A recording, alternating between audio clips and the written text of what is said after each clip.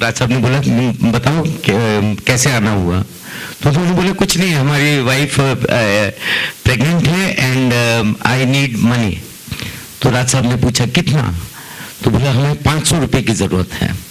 अब 1949 में आप सोच सकते हो कि 500 रुपये बहुत ही बड़ी रकम हुआ करती थी, और राज साहब के पास खुद उस वक्त 300 रुपये जेब में थे।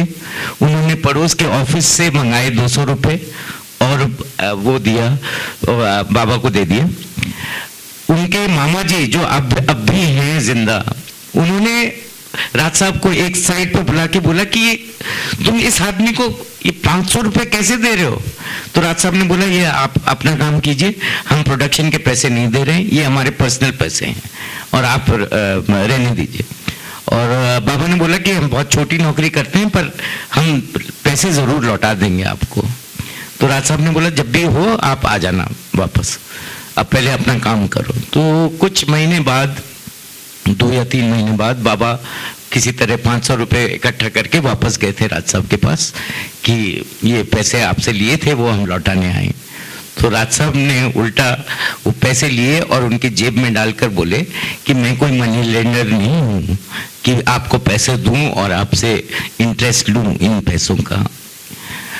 पर इंटरेस्ट मेरा वही है कि बरसात में 9 गाने हैं, 7 गाने हो चुके हैं, 2 गाने बचे हैं, वो 2 गाने लिख दो तो ये पैसे उसमें एडजस्ट हो जाएंगे। तो बाबा ने बोला कि ठीक है, अगर मतलब ऐसा होता है तो 2 गाने बरसात के जो थे 9 में से वो बाबा ने लिखे। पहला गाना था बरसात में हमसे मिले तुम, जो हिंदी फिल्म इंडस्ट्री में पहला टाइटल सॉन्ग माना जाता है, एंड सेकंड वाज पतली कमर है तिरछी नजर है।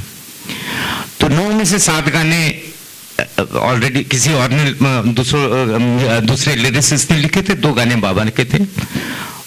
फिर जब आवारा बनने लगी तो राज साहब फिर पीछे पड़े कि लिखो आवारा में। बाबा ने फिर मना कर दिया कि नहीं, हम अपनी नौकरी नहीं छोड़ेंगे, I am happy, you know, I don't want to get into this bad world of film industry. तो राज साहब ने बहुत कोशिश की मनाने की, पर वो नहीं माने। तो राज साहब ने बोला अच्छा चलो, कम से कम हमारे साथ चलो, हम तुमको स्टोरी सुनाने चाहते हैं अगली फिल्म। तो वो राज साहब के साथ गाड़ी में बैठ गए और वो पहुंचे के अब्बास के घर।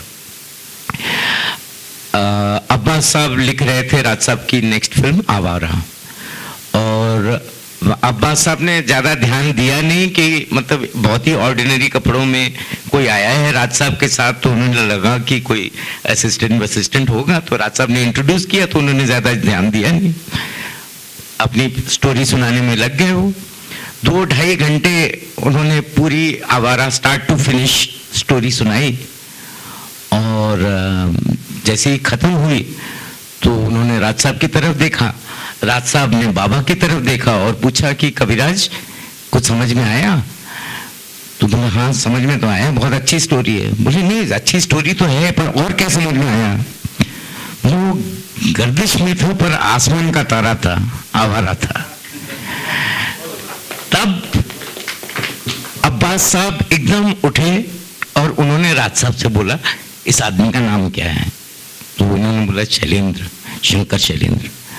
मुझे इसने मेरी 2.5 घंटे की स्टोरी एक लाइन में सुना दी, यू नो। एंड हुआ ये कि जैसे बरसात में 9 में से 2 गाने लिखे थे बाबा ने, आवारा में 9 में से 7 गाने यू नो बाबा ने लिखे थे। एंड उसके बाद तो there was no looking back, एक के बाद एक मतलब फिल्में आती गई। राज साहब के साथ तो नेचुरली एंड तक काम चला उनका, बाहर की भी फिल्में की, और शंकर जयकिशन के साथ बहुत अच्छी दोस्ती रही उनकी, और लड़ाई झगड़े भी होते थे शुरू, मतलब पहला झगड़ा शायद उस वक्त हुआ था जब श्री 420 का वो जो बहुत ही 100 ऑल टाइम रेन सॉन्ग्स में जो नंबर 1 सॉन्ग माना जाता है, प्यार हुआ इकरार हुआ, तो उसमें बाबा लिख के गए थे, उन्होंने घर से लिख के ले गए थे कि रातें दसों दिशाओं से कहेंगी अपनी कहानियाँ। तो शंकर जी अड़ गए कि दिशाएं तो 4 होती हैं। तो राज साहब ने फिर बीच में बोला कि नहीं, वो इंटरमीडिएट्स भी काउंट किए जाते हैं। तो बोला फिर भी वो 4 दिशाओं के इंटरमीडिएट्स अगर काउंट करो तो 8 हो जाती हैं, 2 तो अब भी बचती हैं, ये 10 दिशाओं तो गलत लाइन है। तो बाबा अपनी सिगरेट पीते रहे और मुस्कुराते रहे। तो राज साहब ने बोला, राज साहब शुरू से उनको कविराज या पुष्किन बहुत फेमस रशियन पोएट हुआ करते थे, तो इन दोनों नाम से पुकारा करते थे। तो राज साहब ने बोला, कविराज कुछ तो बोलो, 2 दिशाएं और कौन सी हैं? तो बाबा ने मतलब सिगरेट पीते हुए सिर्फ बोला, एक वो और एक ये। तो तब वो आर्ग्यूमेंट वहीं के वहीं खत्म हो गया और वो गाना जो हम लोग को इतना अच्छा लगता है वो रिकॉर्ड हुआ। फिर एक बार और काफी झगड़ा हुआ था, एक मतलब एक कॉलेज गर्ल नाम की एक फिल्म थी, जो एक राइटर लिरिसिस्ट, अब तो कोई रहा नहीं तो उनका नाम लेने में भी हमें तकलीफ नहीं है, राजेंद्र किशन जी, मतलब आपको मालूम ही होगा, उन्होंने शंकर जयकिशन को अप्रोच किया और बोला कि एक साउथ की फिल्म है, उसमें आपको जो बॉम्बे में पैसे मिलते हैं उससे ज्यादा पैसे मिलेंगे और शर्त सिर्फ ये है कि सारे गाने मैं लिखूंगा। तो और शंकर जयकिशन थोड़ा लालच में आ गए, उन्होंने वो फिल्म साइन कर दी। जब बाबा को पता चला तो उनको बहुत गुस्सा आया, वो सीधा गए। हसरत जयपुरी भी खार एरिया में ही रहते थे हमारे घर से, I think not even 5 minute drive. तो हसरत जयपुरी को उनके घर से लिया, गए शंकर जयकिशन के म्यूजिक रूम में, तो दोनों थे नहीं। तो बाबा ने वो जो बॉय था, ऑफिस बॉय, उसको बोला कि एक पेपर देना और पेन लेके कुछ लाइनें लिख दी। बोले उनको पढ़ना तो आता नहीं है तो तुम पढ़ के सुना देना उनको। तो बात आई गई हो गई। फिर राज साहब को जब पता चला कि इनका झगड़ा हो गया, राज साहब ने चारों को बुलाया ये बम्बई में चौपाटी बीच के ऊपर, और राज साहब ने बोला कि मैं फिल्म बनाना बंद कर रहा हूँ क्योंकि तुम लोगों को बगैर मैं फिल्म बना नहीं सकता। फिर बातचीत हुई और फिर मनमुटाव जो भी था वो दूर हुआ और चारों ने हाथ मिलाया। वहां शंकर जयकिशन ने कसम खाई कि आज के बाद टिल डेथ हम किसी तीसरे राइटर के साथ काम नहीं करेंगे, और उन्होंने अपने वर्ड रखा जो प्रॉमिस किया था, which was very unfair because Baba और हसरत उस टाइम के जितने भी दूसरे म्यूजिक डायरेक्टर्स थे सबके साथ काम किया, तो वो बहुत ही अनफेयर डील था वो कि शंकर जयकिशन किसी थर्ड राइटर के साथ काम नहीं करेंगे और ये लोग दूसरे म्यूजिक डायरेक्टरों के साथ काम करेंगे, तो कुछ महीनों बाद बाबा गए एक फिल्म के डिस्कशन के लिए, तो शंकर जी ने बोला कि शैलेंद्र वो मुखड़ा तो मोर और लेस फिट हो गया है, अंतरे लिख दो। तो बाबा ने बोला कि मुखड़ा तो हमने लिखा ही नहीं है। बोले नहीं, वो जो तुम लिख के गए थे ना वो अच्छा मुखड़ा बन गया है। तो बोले क्या? बोले वो छोटी सी ये दुनिया पहचाने रास्ते हैं, तुम कहीं तो मिलोगे तो पूछेंगे हाल। तो ऐसे ही एक बार जब जिस देश में गंगा बहती है बन रही थी, तो हसरत जयपुरी ने ऑब्जेक्शन, मतलब चारों बैठे हुए थे, राज साहब भी थे, पांचों सब बैठे हुए थे। तो हसरत जयपुरी ने बोला कि ऐसा क्यों होता है कि आपकी हर फिल्म का थीम सॉन्ग शैलेंद्र लिखता है, मुझे भी लिखना है। तो राज साहब ने बोला ठीक है, ट्यून बन गई है, आप लोग दोनों ट्यून ले जाओ और 1 हफ्ते बाद मिलते हैं और हम लोग बैठ के सब डिसाइड कर लेंगे कौन किसका पसंद आता है। बाबा को ये बात शायद लग गई, क्योंकि जब 1 हफ्ते बाद जब उनकी फिर से मीटिंग हुई तो हसरत जी ने तो अपने जो भी 2-3 अंतरे लिख के लाए थे वो सुना दिए थे। बाबा ने 24 अंतरे लिखे थे उस गाने के, गुस्से में आके, और बोला अब इसको आप रिजेक्ट करके दिखा दो। तो you know it was a challenge and Raj sahab just smiled and he knew, got the message loud and clear. और अगेन मतलब उनमें से जो उन 24 अंतरों में से 3 तो गाने में यूज हुए थे और 3 अलग अलग बैकग्राउंड म्यूजिक में अलग अलग फिल्म में, पूरी फिल्म में वो यूज हुए थे। और अगेन उस फिल्म में आई थिंक 9 गाने थे जिनमें 8 बाबा ने लिखे थे, एक हसरत जयपुरी का था, क्या हुआ ये मुझे क्या हुआ, दैट वाज हसरत जयपुरी। तो ऐसे ही उनका सफर रहा। एंड जब आई थिंक ये जिस देश में नगमा बहती है के रिलीज के बाद उनके हाथ एक मतलब हुआ ये कि एक बिमल रॉय के असिस्टेंट हुआ करते थे और उन्होंने देखा कि सब इस आदमी का बहुत मजाक उड़ाते हैं, ये बंगाली मतलब नए नए कलकत्ता से आए हुए, मतलब हिंदी भी ठीक से नहीं बोल पाते, तो उसका मजाक उड़ा रहे थे। तो बाबा ने पूछा क्यों मजाक उड़ाते रहते हो इस आदमी का, इसका नाम क्या है? बोले इसका नाम है बासु भट्टाचार्य, ये बिमलदा को असिस्ट करने आए हैं। बोले तो हंसते क्यों? बोले ये एक पॉकेट बुक अपने कुर्ते के पॉकेट में लेके सोता भी है, जागता भी है, जब देखो ये पढ़ता रहता है एक ही किताब। तो बाबा ने बोला ऐसी क्या खास बात है इसमें, तो बताओ। तो वो थी फणेश्वर नाथ रेणु की 3 लंबी कहानियां, मतलब उसमें 3 स्टोरीज वर देयर, और उनमें से एक थी मारे गए गुलफाम। और बाबा ने पूछा कि ये बासु भट्टाचार्य से कि ऐसी क्या खास बात है। मुझे ये बहुत अच्छी लगती है स्टोरी और अगर मैं फिल्म बनाऊंगा तो इस पे बनाऊंगा। तो बाबा ने जब पढ़ा तो वो इतनी अच्छी लगी स्टोरी कि उन्होंने बासु भट्टाचार्य को बोला ठीक है तुम ये बनाओगे ये फिल्म और मैं प्रोड्यूस करूंगा। उन्होंने प्रोडक्शन कोई ज्यादा पैसे कमाने के लिए या उसके लिए नहीं किया, वो बस वो उनको उस कहानी में अपने मतलब शायद जो हमारी एंसेस्ट्री बिहार की है तो शायद वो एक अटैचमेंट सा महसूस हुआ होगा और शुरू हो गई फिल्म। पर अनफॉर्चुनेटली फिल्म बनते बनते कुछ ज़्यादा टाइम, मतलब जो फिल्म 1 साल में कंप्लीट होनी थी वो 5 साल लग गए उसमें। और मतलब तब तक ये डिसाइड हो चुका था कि unless there is a miracle there is going to be a heavy loss of money in the film.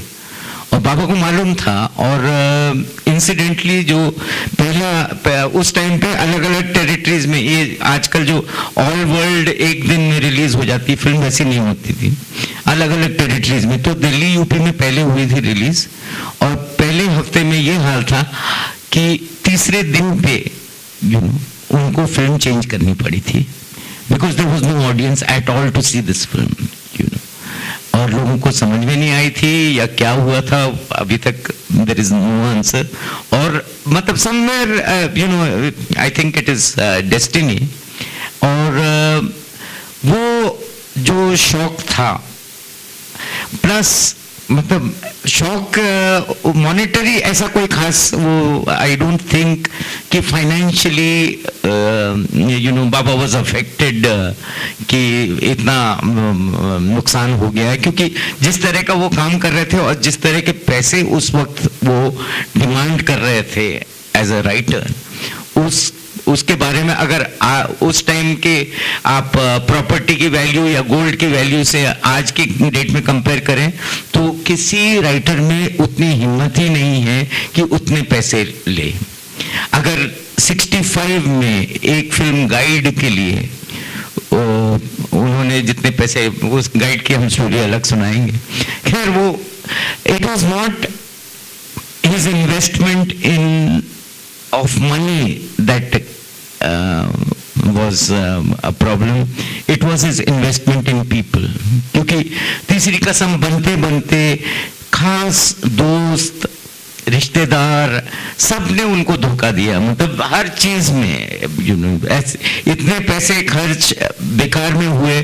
और वो मतलब ओवर द इयर्स, क्योंकि हमने भी उन्हीं लोगों के साथ, बासु भट्टाचार्य, बासु चैटर्जी असिस्टेंट थे तीसरी कसम में, बासु चैटर्जी, उनके साथ काम किया, तो हम भी बात करते रहते थे उनके। तो पता चला कि सब ने इतने पैसे बनाए हैं, और बाबा को पता भी था कि ये चुरा रहा है पैसे, या वो हमको गलत हिसाब दे रहा है, बट ही नेवर कंप्लेन्ड। वो he was that type. And unfortunately मतलब सितंबर में फिल्म रिलीज हुई थी, and December 1966 on the day of Raj Kapoor's birthday he passed away. And with in a few months, I think it must be 3 or 4 months, suddenly मतलब president's award, national award announce हुआ, उसमें Teesri Kasam was the gold medal winner. And suddenly people woke up and found this film to be, which is even considered till today one of the top classics of Indian cinema, तो वो मतलब वो कुछ महीने, probably it was destiny or whatever you can call it, that he had to go at that time. तो guide का बहुत interesting वो है कि he was not the first choice for guide. Hasrat Jaipuri had already given Teen Deviyan, I think it was, ये नवकेतन की film, जिसमें हसरत जयपुरी ने गाने लिखे थे, और सारे गाने बहुत हिट थे। तो naturally they had repeated Hasrat Jaipuri in guide also, और 2 गाने रिकॉर्ड हो चुके थे। और तब विजय आनंद और देवानंद ने एस डी बर्मन को बोला कि हमें म्यूजिक पसंद है, पर वर्ड्स हमको कुछ जम नहीं रहे। तो एस डी बर्मन ने बोला फिर तो शैलेंद्र को बुलाना पड़ेगा, पर वो उसका तो टेम्पर मालूम है। तो उन्होंने बोला ठीक है, मैं बुलाता हूँ। और रात के 9 बजे बाबा घर पे थे, और एस डी बर्मन का फोन आया, तो बोले कि ये हम लोग ये सन एंड साइन होटल में बैठे हुए हैं, तो आके मिलो, ये देवानंद और गोल्डी मिलना चाहते हैं, विजयानंद। तो बाबा ने बोला दादा आपको मालूम है कि इस वक्त मैं घर से कभी निकलता नहीं हूँ। तो बोले नहीं नहीं मैं बुला रहा हूँ, तुम आओ इधर। तो गाड़ी में बैठे गए उधर, तो वहाँ उन्होंने बात शुरू की और बोला कि ऐसा ऐसा है कि हम चाहते हैं कि आप इस फिल्म के सारे गाने आप लिखें। तो बाबा को नेचुरली अच्छा तो नहीं लगा कि वॉज द सेकेंड चॉइस। तो उन्होंने सोचा कि शायद पैसे ज़्यादा मांग लें तो बात वो मना कर देंगे। तो उन्होंने पूछा कि हसरत जयपुरी को कितने पैसे दे रहे हो इस फिल्म के? तो उन्होंने बोला कि 17,000 सारे गाने लिखने के लिए 17,000 दे रहे हैं। आप कितना लेंगे? तो बाबा ने बोला हम 1,17,000 लेंगे। 64 ओके। एंड मतलब both the brothers were really shocked कि मतलब कैसे बात कर रहे हैं ये आदमी। खैर उन्होंने आपस में मशवरा किया और बोला कि ओके वी एग्री, आपको मिलेंगे पैसे, आप स्टोरी तो सुन लीजिए। तो उन्होंने स्टोरी सुनी, फिर बोला कि जैसे ही स्टोरी खत्म हुई तो दिन ढल जाए हाय रात ना जाए, तू तो ना आए तेरी याद सताए, वो मुखड़ा उन्होंने वहीं लिख के उनको सुनाया था। And that's how it started. और उस 1,17,000 में से पहले उन्होंने उनको बोला कि 17,000 आप हजरत जयपुरी को दे के उनका फुल एंड फाइनल पेमेंट करिए, you know. So that was the man. और तीसरी कसम में भी यू नो हसरत जयपुरी के मतलब ही डिड नॉट वांट कि एक जो ग्रुप है, एक जो टीम है वो किसी तरह मतलब ऐसा हो, तो हसरत जयपुरी के भी गाने रहे। So that more or less is his story. So anything else you would like to know? बाकी विकिपीडिया पे तो सभी कुछ है।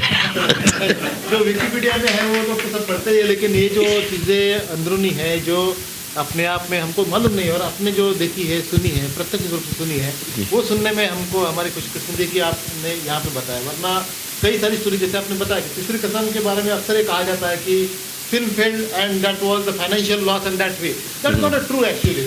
No, the kind of money he was earning, it would have taken him maximum 3 to 4 months to recover. Because he was the prime lyricist that time, and that, the way Dinesh told, the price he was demanding, and he was getting it as per his own work.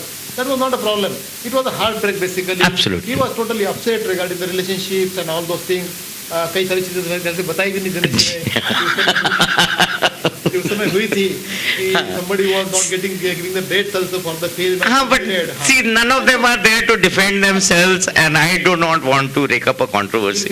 जो बाबा ने खुद जो वो उन्होंने अपने गानों में जरूर लिखा कि कभी जो कह ना पाए बात वो होठों पे अब आई, अदालत उठ चुकी है, अब करेगा कौन सुनवाई.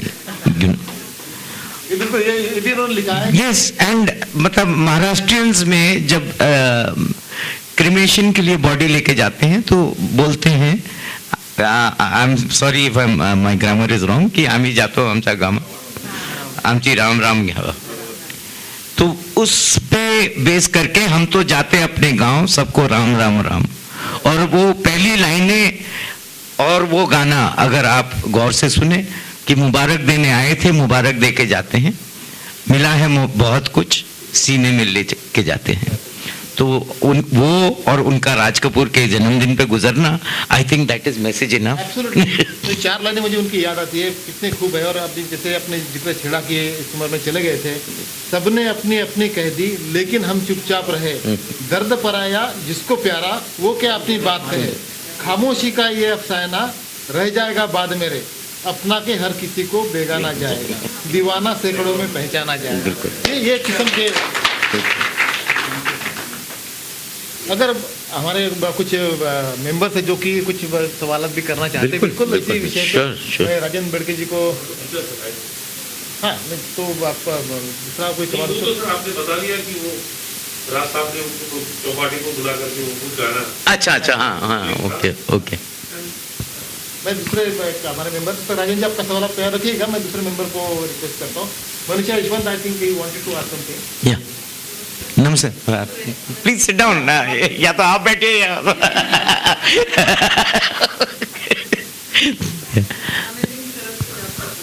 Thank you so much. Ji ji ji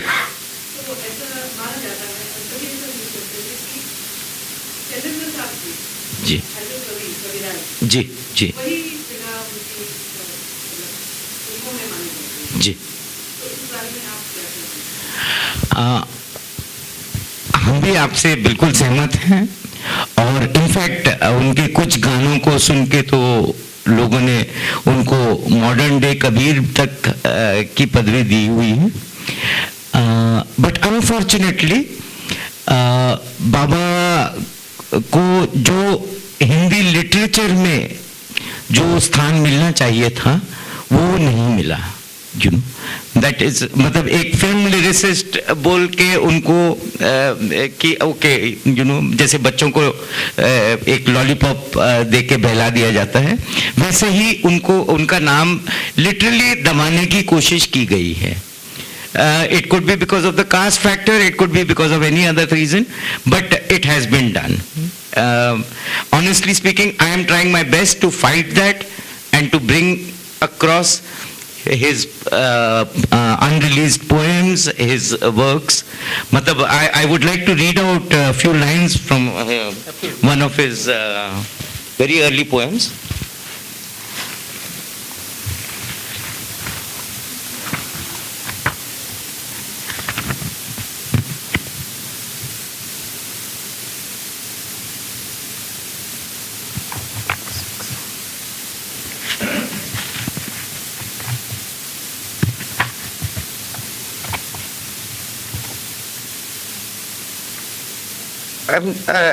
I'm doing this just so that people who are not aware will know what was his caliber as a poet rather than as a songwriter. Songwriter, though, we all know, he tried his best to bring the best of thoughts in very simple language. But now let us look at what he has written. It must be about 1948 or 49 he would have written this song, this poem. It is addressed to Bhagat Singh. The title is Bhagat Singh को. भगत सिंह इस बार न लेना काया भारतवासी की, देशभक्ति के लिए आज भी सजा मिलेगी फांसी की. यदि जनता की बात करोगे तुम गद्दार कहलाओगे, बॉम्ब सॉम्ब तो छोड़ो, भाषण दिया कि पकड़े जाओगे. निकला है कानून नया, चुटकी बजते बंध जाओगे, न्याय अदालत की मत पूछो, सीधा मुक्ति पाओगे. Now I'm sorry, but वो उस टाइम पे बाबा was into very much in the Communist Party, so he was always of the feeling that जो center में government है, it is very weak, you know, and he was not मतलब उससे सहमत नहीं थे. तो लिखा है वो, I'm reading his exact lines, please do not get offended, कि कांग्रेस का हुक्म, जरूरत क्या वारंट तलाशी की, देशभक्ति के लिए आज भी सजा मिलेगी फांसी की. Now,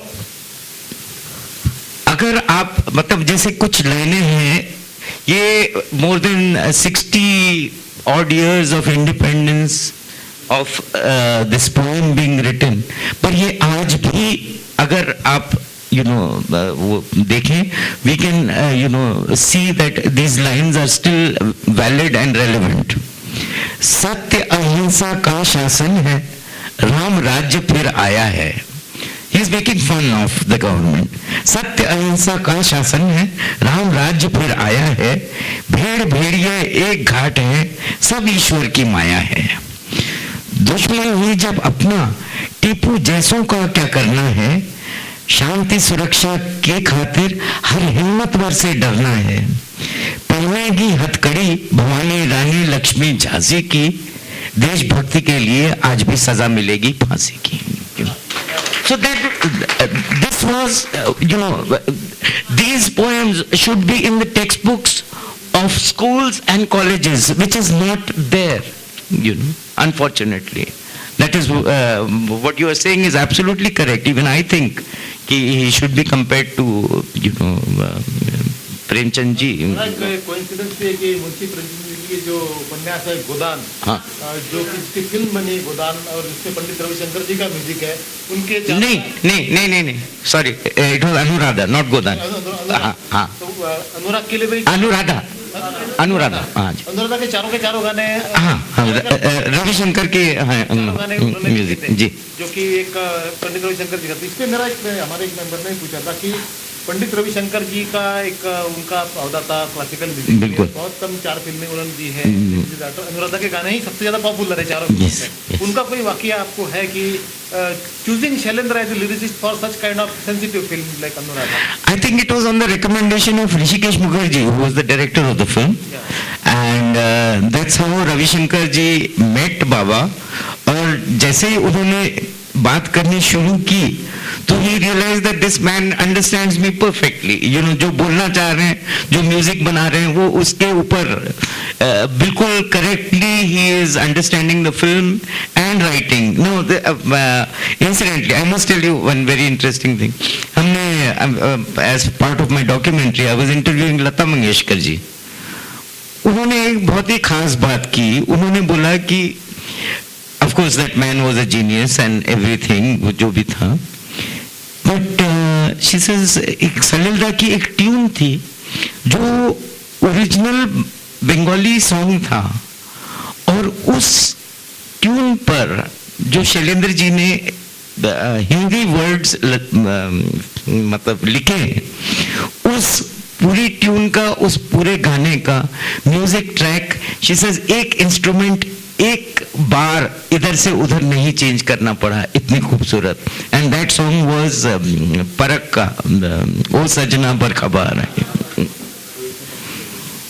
बड़ा खूबसूरत गाना है। मेरे ख्याल से श्रीकांत पांडे जी को यही सवाल पूछना भी था, जब आपने पहले ही उनके बारे में सॉरी क्योंकि दिनेश जी हमारा दोपहर का सेशन जो है वो सलीलदा के गानों के ऊपर है। हाँ। और उनके बेटे संजय जी और अंतरा जी आ रहे हैं। ओके। तो ये पर्टिकुलर था कि सलीलदा शंकर जयकिशन के अलावा अगर मैक्सिमम फिल्में या बहुत अच्छी फिल्में अगर होंगी चंद्रजी की, वो सलीलदा के साथ बिल्कुल बिल्कुल लैंडमार्क कंपोज। हाँ, वो शुरुआत मतलब आगे हाँ, वो बिमल रॉय की फिल्म, वो जो ये पर्टिकुलर क्वेश्चन इन्हीं का, तो मैं कहता हूँ आप चाहोगे तो आप ये कर सकते हो कि ये गाना सलीलदा की तरफ प्लीज श्रीकांत। जैसे हम सब जानते हैं जी शैलेंद्र जी और सलीलदा की बहुत सारी फिल्में जी फर्क थी। जी इन फिल्मों में मेरा ओपिनियन तो ये है कि गानों के सिलसिले में वो सलीलदा सबसे बेहतरीन गीत है। ओके। तीनों फिल्मों में इसको हम 1000 बार स्टार्ट करें सुन सकते हैं। तो हम एक और बात इसके बारे में, आप बोल रहे हो कि परख का गाना आपने चुना है as the best among all these 3 films. तो बिमल रॉय जब परख बनाने की सोच रहे थे तो उन्होंने सोचा था कि फॉर अ चेंज, एक एक्सपेरिमेंट के तौर पे एक सॉन्गलेस फिल्म बनाएंगे। Parakh was not suppose to have any songs.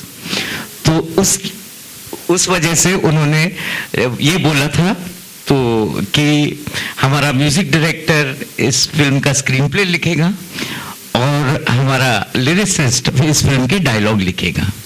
तो बाबा wrote the dialogue of Parakh, which is the only film he wrote dialogue for.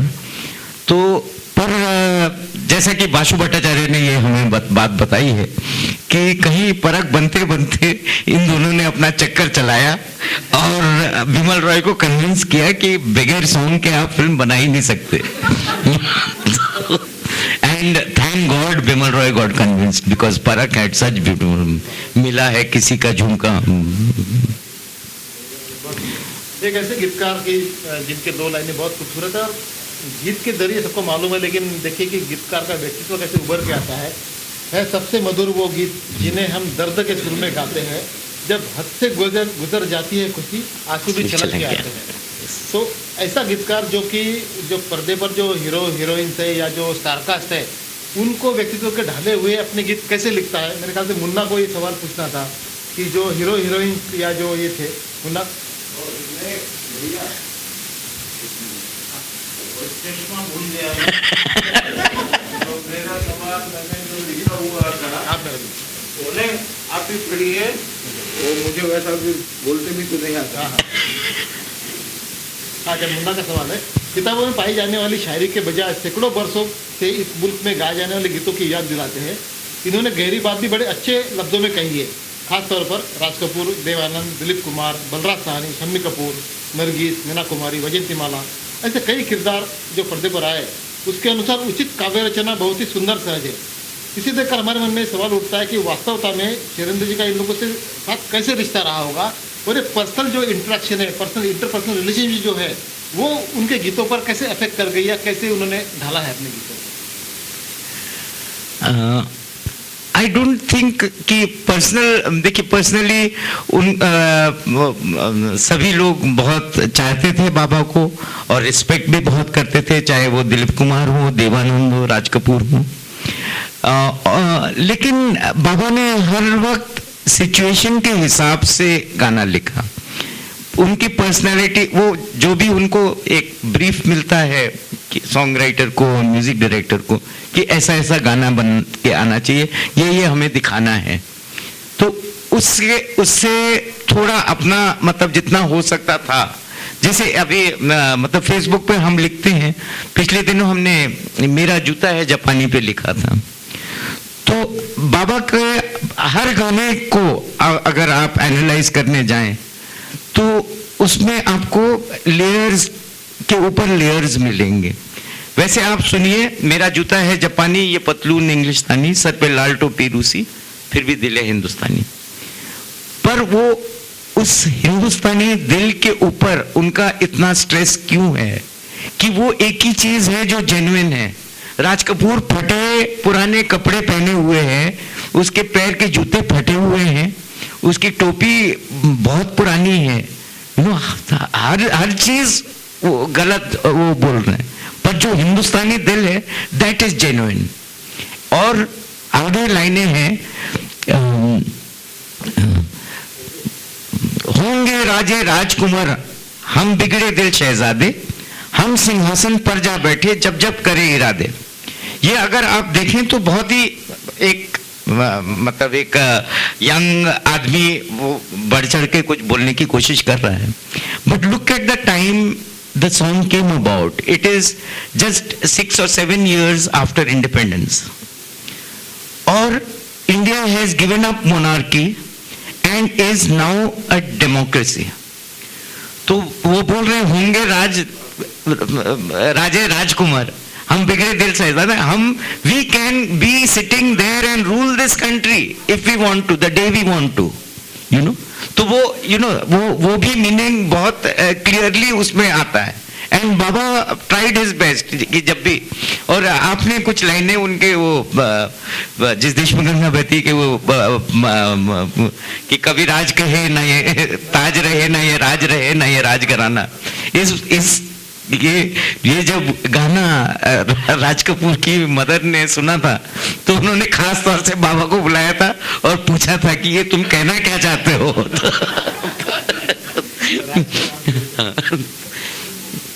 तीसरी कसम जब बन रही थी और 1 साल में बंद होने वाली फिल्म 5 साल तक लग गई थी। हालांकि ये जो मैं 4 लाइनें सुनाऊंगा बड़े मुझे प्यारे हैं, ऋषिकेश मुखर्जी की फिल्म थी अनाड़ी, लेकिन तीसरी कसम की उनका जो एक वाकया हुआ उसको देख के लगता है दुनिया ने कितना समझाया, कौन है अपना कौन पराया, फिर भी दिल की चोट छुपाकर हमने आपका दिल बहलाया, खुद ही मर मिटने की जिद थी हमारी, सच है दुनिया वालों के हम है अनाड़ी। तो तीसरी कसम के बाद तो उनका एक एरा उनके साथ नेचुरली गया, लेकिन दिनेश जी मैं जानना चाहता हूँ कि उसके बाद जो 70s का एरा है, 80s का एरा आया, हालांकि वो खाली 43 ईयर्स के थे और वो रहते तो 2 दशक 3 दशक तक भी कर सकते थे। How do you see Shailendra as a lyricist in the 70s era or 80s era? How can you foresee? It's an imaginary question, of course, but what do you think about it? See, one thing I see, if we take it as a hypothetical thing, that okay, supposing he had survived and he was writing in the 70s, you know, even firstly there would be no Anand Bakshi would not have spoiled our taste by writing बैठ जा बैठ गए, खड़ी हो जा खड़ी हो गए, you know, we would not have got songs like that, and there would have been meaningful songs, and probably Hindi film music would be appreciated for a longer, जो golden period हम 50s और 60s को बोलते हैं, it would have probably continued into the 70s and 80s. That's the only difference. 1949 से उनका युग शुरू हुआ और कई लोगों का युग शुरू हुआ। एक ब्रेकिंग ईयर हम लोग उसको कह सकते हैं कि जब आर के साहब भी आए, Shankar Jaikishan, yes, they changed the face of us. तो 1949 से लिरिसिस्ट का मेरे ख्याल से इम्पोर्टेंस एक प्रोमिनेंटली आया और उसमें शैलेंद्र जी का बहुत बड़ा एक हिस्सा मैं मानता हूँ कि रहा है। उससे पहले हम लोग प्रोमिनेंट लिरिसिस्ट के नाम नहीं जानते हैं, लेकिन 1949 के 50s के बाद जो हम गोल्डन एरा कहलाते हैं, तो अटल जयपुरी, शैलेंद्र, साहिल ज्ञानी, ये सब जो गीतकार आए सामने, उनने उसका अपना एक बड़ा एक कंडीय महत्व। तो ये लिरिसिस्ट के फॉर्मेट में जैसे साहिल ज्ञानी साहब उर्दू प्रोज ज़्यादा लिखते थे, भरत व्यास जी संस्कृताइज ज़्यादा लिखते थे, इनकी भाषा बड़ी सरल और समझने वाली थी, दिल को छू लेने वाली भाषा थी। आप कैसे इवेल्यूएट करते हो कि जो 50s-60s का एरा है, इनका इम्पोर्टेंस एज ए लिरिसिस्ट, क्योंकि फिल्मों का एक बंधन होता है, एक चौकट होती है, उसको लिखना पड़ता है।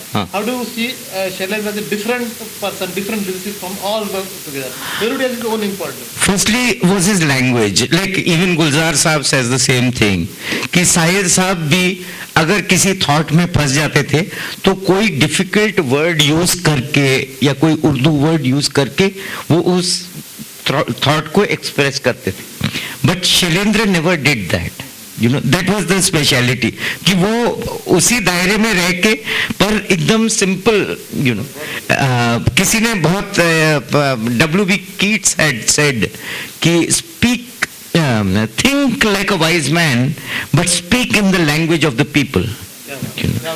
And I think that is what Shailendra did. That made him very successful as well as popular lyricist. Exactly. आपकी बात लोगों तक आसानी से जाए और वो छू भी जाए, ये बहुत बड़ी कला है। और भी बंधनों में रहते हुए कहना, हाँ, and that was the speciality कि उन बंधनों में रहकर इतनी बड़ी बात बोल देना कि बहुत दिया देने वाले ने, मतलब it's a lesson in life. बहुत दिया देने वाले ने तुझको आंचल ही न समाये तो क्या कीजिए, बीत गए जैसे ये दिन रहना, बाकी भी कट जाए दुआ कीजिए। क्या बात, बहुत उन्होंने असली नकली में लिखा था, है बहार पर उमंग हर खुशी जवान है, मेरे दोनों हाथों में जैसे आसमान है, चलती हूँ मैं तारों पर फिर भी मुझको लगता है। तो ये इतना डेलिकेट जो फील है, एक एपिटोम ऑफ हैप्पीनेस के पास पहुंचने के बाद जो डर लगता है आदमी को कि खुशी का ना चली जाए। मराठी में एक हमारे यहाँ बहुत एक प्यारा सा गीत है, सावर रे उंच उंच झुला, सुख मला भिव बीते सांगू कधी तुला। हैप्पीनेस में मुझे डरा रही है कई एक जगह पे, इतनी सरल भाषा में ये भावनाएं पहुंचाना, मेरे ख्याल से hats off to him. One more clap. I would, since we tend to get a little too serious, and I am known for my sense of humor, so I would also like to tell you that Baba had a great sense of humor, and वो पंडित जवाहरलाल नेहरू की speeches हम लोगों को कभी कभी imitate करके सुनाया करते थे, and he used to do a real good job. At home he was, I would like to talk about how at home he was as a father. मतलब हम लोग, हमारी my mother was a Hitler at home. मतलब वो बाबा ने कभी किसी बाबा ने हम पांचों में से किसी पे कभी हाथ नहीं उठाया। मतलब उनका एक ही पनिशमेंट था कि वो बात करना बंद कर देते थे, and that used to be the biggest torture for any of us, और हम लोग मतलब पांचों बच्चे जब बाबा शाम को घर आते थे तो पांचों बच्चे जैसे लाइन में खड़े होके अपनी अपनी कंप्लेंट सुनाते थे कि मम्मी ने आज हमें इससे मारा, उससे मारा, हैंगर से मारा, तो and he used to shout at her and tell her not to hit. और फिर then we were free to be with him for a couple of hours. He made it a point to spend that time with us. सुबह सुबह हमारी तब से शायद वो आदत पड़ गई है कि सुबह हम जल्दी उठते हैं, बिकॉज बचपन से वो था कि बाबा कुछ 5 बजे उठते थे और जूह बीच चले जाते थे, वहाँ बैठ के लिखते थे। तो हम लोगों को बहुत शौक था कि बीच पे जाएंगे तो एक तो नारियल भी मिलेगा, और फिर वो फिशरमैन अपना वो नेट लेके अंदर आते थे, तो हम लोग क्यूरियोसिटी में देखते रहते थे कि क्या क्या पकड़ा उन्होंने। एंड बाबा वो अपना, हमें क्या पता था कि that man sitting on the rocks over there is writing history, and हाँ, तो हम जहाँ खार में ही पहले मतलब बंगलों के पहले एक ग्राउंड फ्लोर का फ्लैट था जहाँ हम पैदा हुए थे। तो वहाँ के there are a couple of incidents, कि हमारे next door neighbour Hemant Kumar जो म्यूजिक डायरेक्टर सिंगर हुआ करते थे, तो हम लोग वो ग्राउंड फ्लोर के फ्लैट में रहते थे। तो एक दिन मतलब रात के कुछ 1-1:30 बजे होंगे कि गाड़ी के हॉर्न के बजने की आवाज, मतलब पूरे मोहल्ले में, मतलब खिड़कियां खुल रही हैं, मतलब बहुत कम लोग रहते थे उस एरिया में, पर खिड़कियां खुल रही हैं, लोग चिल्ला रहे हैं कि क्या है। एक लंबी सी गाड़ी एक इम्पाला खड़ी होके, मतलब हॉर्न पे से वो आदमी हाथ नहीं उठा रहा था। तो हमारे घर से भी हमारे कोई मामा गए बाहर देखने, तो देखा कि राज साहब एकदम ड्रंक उधर गाड़ी में हैं, और वो उन्होंने बोला राज साहब हॉर्न छोड़ दीजिए। तो बोले नहीं, पहले कविराज को बाहर बुलाओ तब मैं छोड़ूंगा। बोले वो सो रहे हैं, तो बोले वो कुछ भी कर रहे हो वो बुलाओ बाहर। तो बाबा गए बाहर, तब राज कपूर ने हॉर्न छोड़ा, बाहर निकले गाड़ी के और सिर्फ गले लगाया। बोला बस तुमको गले लगाना था, तो तुम अभी सुन के आए हैं अनाड़ी का गाना, सब कुछ सीखा हमने, और कविराज तुमने बहुत अच्छा लिखा है। बस वो उतना बोल के फिर गाड़ी में बैठ के चले गए वो। फिर during the making of Madhumati Baba आए, तो गाड़ी रुकी घर के बाहर, उसी फ्लैट के बाहर, और हाल ये था कि मतलब शायद आरके से ही आ रहे होंगे, क्योंकि पार्टियां वही ऐसी होती थी कि बाबा का हाल ऐसा था कि the driver had to hold him and bring him inside. तो जैसे ही वो चल के अंदर आ रहे थे, बगल में हेमंत कुमार की फैमिली वो बैल्कनी में से देख रहे थे उन लोग। तो मतलब बाबा ने नोटिस किया कि वो सारे लाइन में खड़े होके देख रहे हैं और हंस रहे हैं, and next morning he wrote that song for Madhumati कि जंगल में मोर नाचा किसी ने न देखा.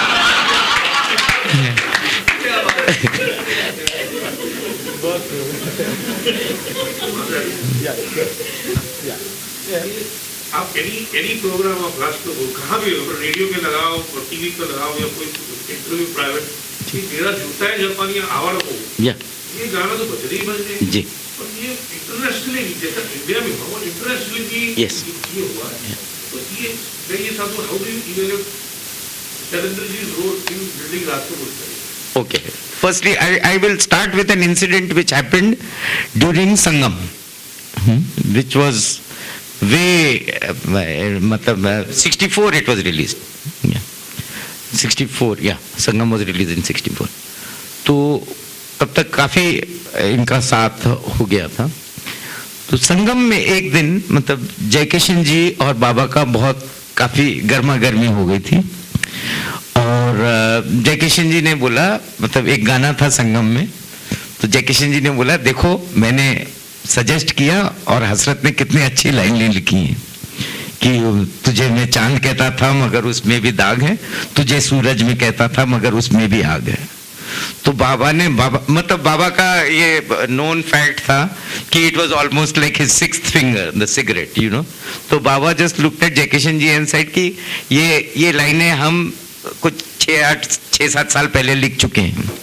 छत्रपति शिवाजी एक फिल्म की थी, उन्होंने श्री रामचंद्र की म्यूजिक थी, उसमें ये थॉट बाबा ने एक अंतरे में यूज किया था. तो ये सेड जयकिशन जी को कि ऐसा कोई नया नहीं है, ये हमारा पुराना थॉट है. तो जयकिशन जी ने बोला नहीं बहुत अच्छा थॉट है और इसमें क्योंकि हमारा सजेशन है तो हम ये लिखवाएंगे उसमें कि written by Hazrat Jaipuri and Jaikishan. तो बाबा ने मुड़ के कहा कि ठीक है ऐसे लिखवा लेना, पर आपके 2 गानों में टाइटल में वो भी लिखवा देना कि music by Shankar Jaikishan and Shailendra.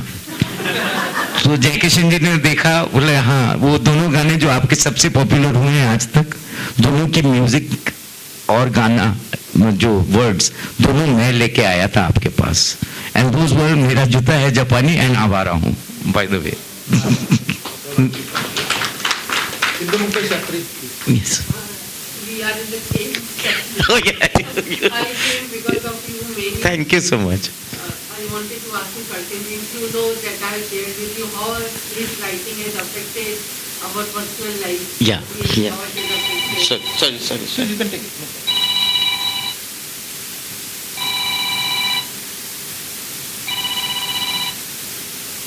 Hello. हाँ सॉरी तो हमने तो काफी शेयर किया है जी. मुझे आपसे कुछ क्वेश्चन पूछने थे. Mostly it has been said that for Rajendra Kumar Hasrat Jaipuri has written more songs. That's why I have written more things of fame, more things that was written by Hashar Jayapuri. That yeah. But no. That it is written by Yeah. Shailendra. Yeah. But lesser number of songs have been written for Rajendra Kumar by him. Okay. Secondly, Shailendra worked with mostly many of the music directors. Yeah. Except O.P. Nayyar. Yeah. Why he never worked? No, there were not, it was not only except O.P. Nayyar. There was Naushad साहब के साथ कभी काम नहीं किया. Among the famous O.P. Nayyar, Naushad, you know, कुछ एक I really cannot answer that question because उस time पे ऐसे you know the rivalry was definitely not the way it is in today's time. There मतलब जैसे there is an incident about Sahir साहब refusing a Filmfare Award. जो ताजमहल के लिए उनको फिल्म फेयर अवार्ड अनाउंस किया था और उन्होंने मना कर दिया था, बोला कि नहीं शैलेंद्र डिजर्व्स द अवार्ड. वो बंदनी का जो इतना पेट्रियोटिक गाना हमने आज तक नहीं सुना है, you know, and he refuse to go for the program. वो Filmfare award was delivered to his house, you know. So there was no rivalry as such. Like Baba खुद उनको हम लोग बच्चे लोगों को मुगले आजम दिखाने ले गए थे और जब मुगले आजम से वापस आ रहे थे तो उन्होंने पूछा कि कैसी लगी फिल्म, तो हम लोग ने बोला बहुत अच्छी लगी पर म्यूजिक बहुत ही बढ़िया था. And the next morning we had the LP of Mughal-e-Azam in the house, you know. So we were not discouraged कि ये आप सिर्फ यही गाने सुनोगे या मतलब शंकर जयकिशन के या ऐसे. And there was no, I don't think there was any great reason for not doing that. But somehow, जैसे नौशाद साहब की Naushad साहब's daughters and my sisters were in the same school. तो they used to go for each other's birthday parties. उन लोग भी आते थे हमारे घर, हम हमारे बहनें और हम भी जाते थे उनके घर. तो ऐसा, there was no such thing. It was for some strange reason. And then, unfortunately, that is a very sad incident, that his first film he was to write for Lakshmikant Pyarelal, who were assistants to Shankar Jaikishan. तो वो film थी धरती कहे पुकार के. And it so happened that वो card भी छप गए थे मुहूर्त के और बाबा का नाम छप गया था. Laxmikant Pyarelal were very happy about it. But unfortunately, the Muhurat was on the 17th of December 1966 and he expired on the 14th. That. So Pyarelal ji still feels very bad about it. So there was no. But the one thing I must say, since we are all friends over here and we love talking about all these things once in a while, even I love it. He did write one song which was aimed at making fun of O.P. Nayyar. Yeah, it was Teen Kanastar Peet Peet Ke Gala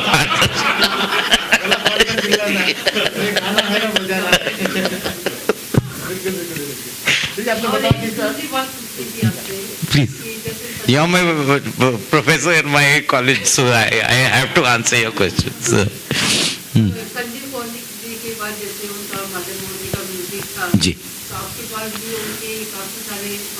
जी जी हैं. हम बहुत कम लोगों में ये advertise करते हैं बात कि हमारे पास हैं. एक्चुअली मेन चीज़ है कि बाबा की वो जो थॉट प्रोसेस, और आपने भी कई बार देखा होगा, हम कभी कभी उनके गाने वो उनकी मैन्युस्क्रिप्ट वो पर फेसबुक पर रखते हैं.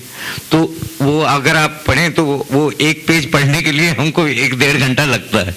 तो let me understand it perfectly, then I will go forward.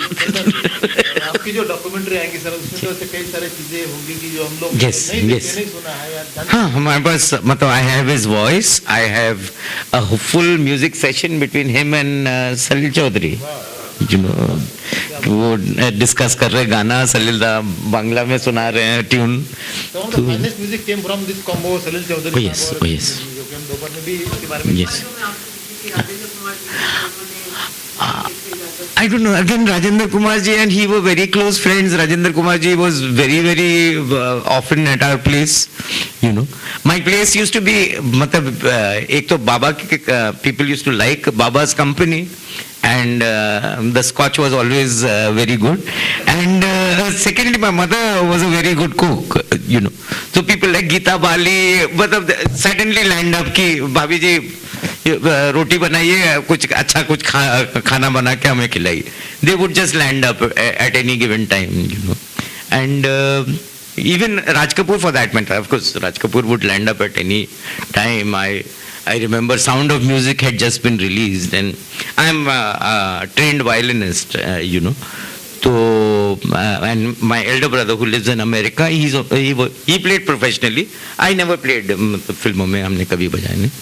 But तो we were woken up कुछ 1-1.5 बजे होंगे रात में, और हम लोग सो रहे थे, बच्चे, we were very small, and suddenly हमको उठाया गया कि राज अंकल बुला रहे हैं. तो देखा उधर वो शैंडलियर जला हुआ हॉल में, पूरी पार्टी चल रही है, एंड सडनली राज साहब ने बोला कि वायलिन लेके आओ अपने. तो हम लोग हमारे भाई और हम दोनों बोले कि okay play whatever recently क्या सीखा है.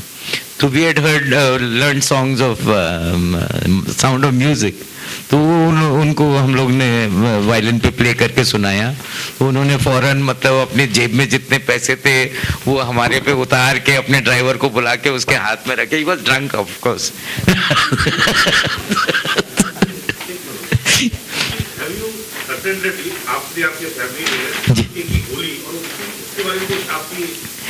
हाँ, आरके की होली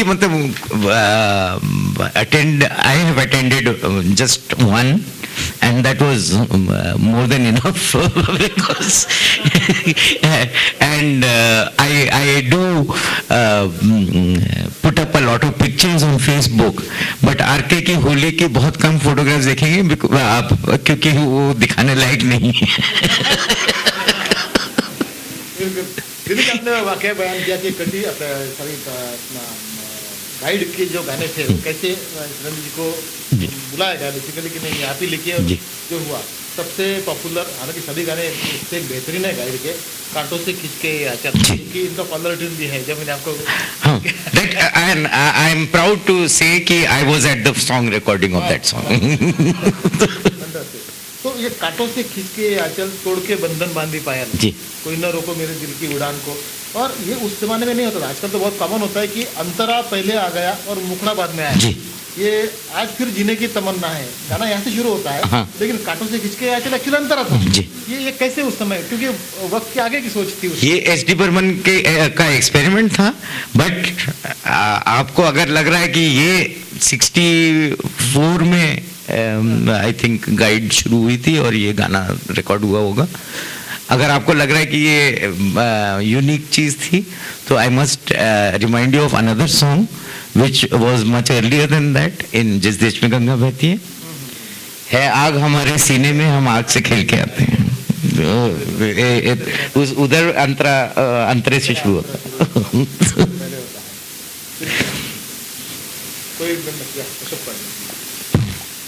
नमस्कार जी जी।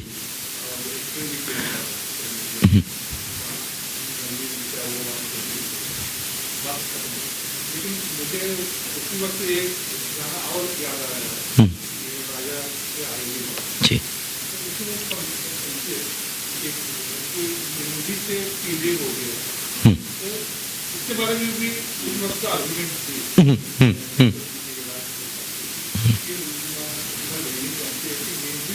आप पीले नहीं होते, तो केंद्र साहब से पूछा गया, ऐसा हमने सुना या पढ़ा कि मुझे आप पीले कैसे होते, फिर वही बात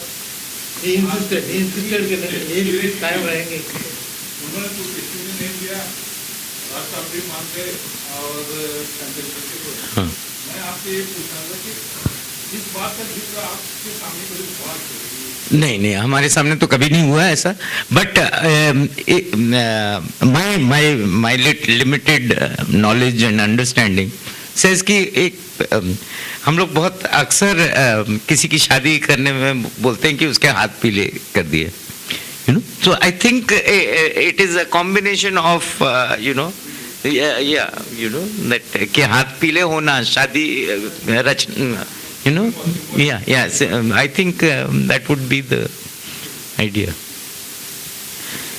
But of course I must say that he was very very particular about what he had written, and अगर आप Facebook पे कभी मतलब you come around and if you are you can see he has written in his diaries that you know of course I have hidden what he has said above that because it would affect a lot of relations, you know, with people, but he in a very angry frame of mind he has written that from now on I will be very careful about each and every word that I write, you know, because if I do this, I can surpass all other lyricists, and now that is my ambition. You know, these are his words. So